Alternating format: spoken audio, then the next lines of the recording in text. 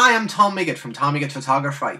About 10 days ago, Adobe has released a new version of Lightroom, Lightroom 5. For those of you who remember the launch of Lightroom 4 at the time, it came with great improvement. Not only the sliders were easier to use, but the tool was a lot more powerful in retrieving the information from the raw data and enabling us to actually brighten those dark areas without too much loss. And what about Lightroom 5? Is it actually worth upgrading to Lightroom 5 if you have Lightroom 4 or Lightroom 3? Well, in order for me to help you in your choice, I've decided to make 4 short videos covering all the new features of Lightroom 5. And the first one is Smart Previews. So let's dive in. As you can see, the icon of Lightroom 5 is similar to the icon of Lightroom 4. It's roughly the same. The font has slightly changed, the splash screen has changed, but that's all about it. In terms of the UI, we didn't expect any changes anyway because it's pretty functional the way it was, or the way it always been. On the left side you still have all your folders and with your pictures. Published services, you notice a new baby. It's the Behance one. Behance is a digital community and it's been acquired by Adobe several months ago, and now you're able by default in Lightroom to edit your images and upload it directly onto your Behance account using the published services here. On the left you still have the histogram, you still have the keywording and the metadata, still the same thing, and the modules are still there. Your favorite one: library, develop, map, book, slideshow, print, and web. So nothing really from the UI point of view.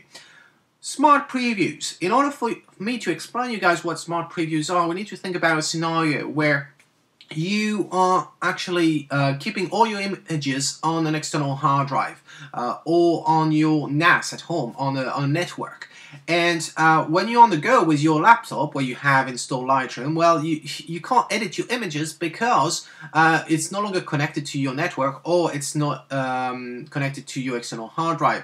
And so Lightroom came up with an alternative which is actually really great, extremely powerful, and that's what Smart Preview is all about.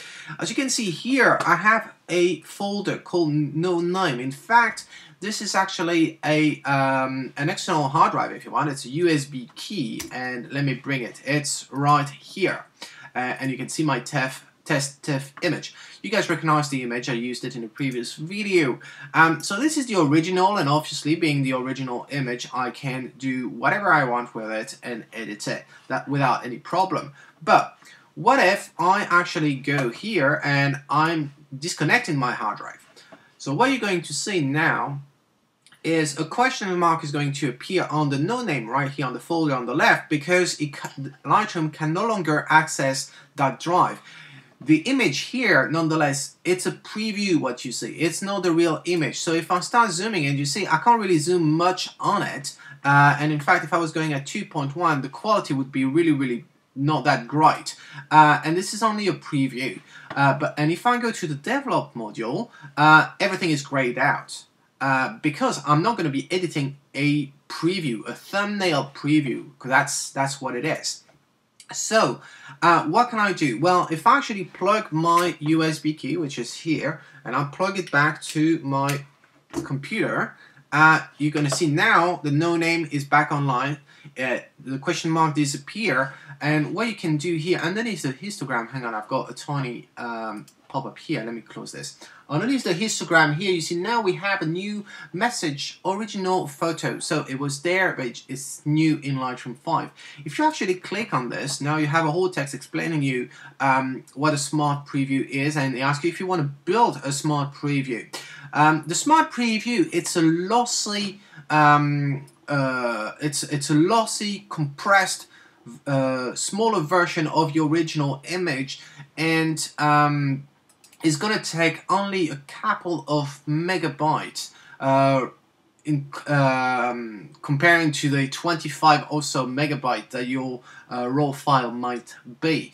And so now we've just created it, and you can see underneath the histogram we now have original and smart preview. So if I go back to my Explorer, to my Finder on the Mac, and I'll just eject my No Name, I'm just going to kill my backup system. Alright, No Name has been ejected. You can see here there's a question mark now, but here we can see now it says that it's a smart preview. So if I go to the develop module now, I can edit that smart preview. And in fact, just for the sake of it, I'm just going to move the tint all the way and make it this image extremely horrible.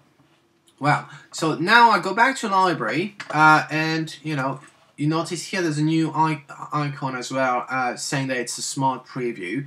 And if I now going to plug back my my USB key, you will see the no name question mark is going to disappear in a second. Here it is. The icon for the smart preview disappeared as well. Now it says that I have both the original and a smart preview.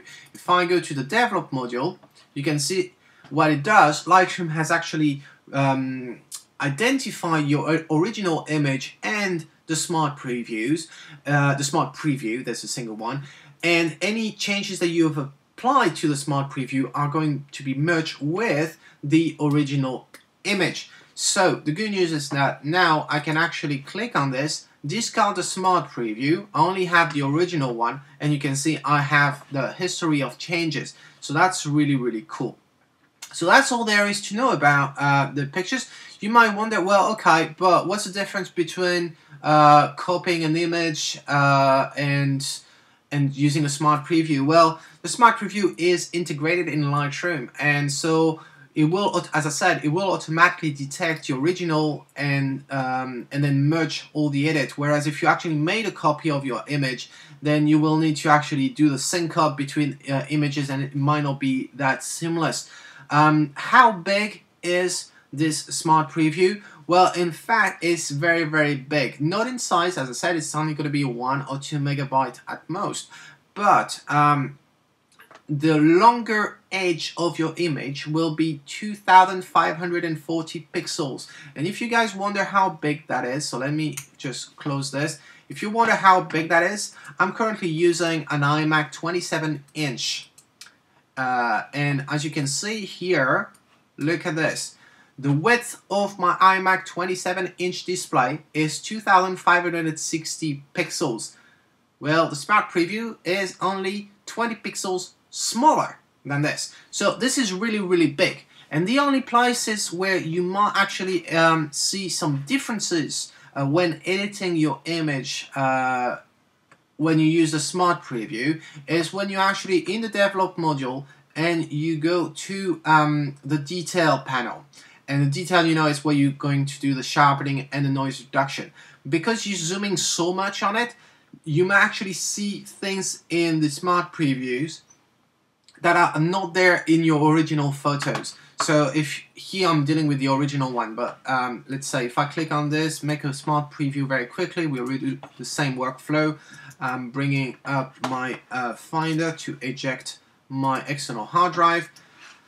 Eject my hard drive, it's right here. I'm dealing with the smart previews, it says here on the top, and if I start zooming, then I don't have exactly all the details that I would have on with the raw file.